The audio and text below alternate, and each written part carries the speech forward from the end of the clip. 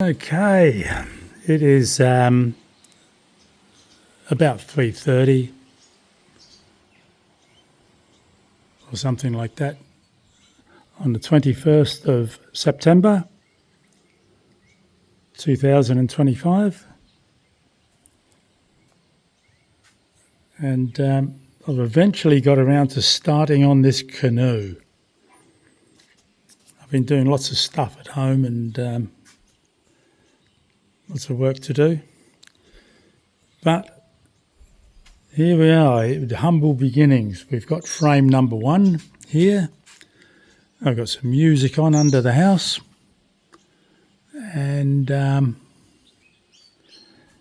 getting on with it. So this is a bit of a laborious job doing the lofting, but you know, you've got to get it right, otherwise the whole thing's a cock up. So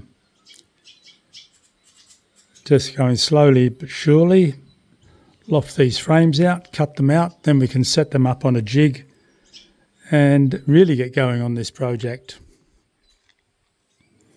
Anyway, that's about it for now. Nothing much to see. A couple of flat sheets of chipboard, which is going to turn into a lovely little canoe.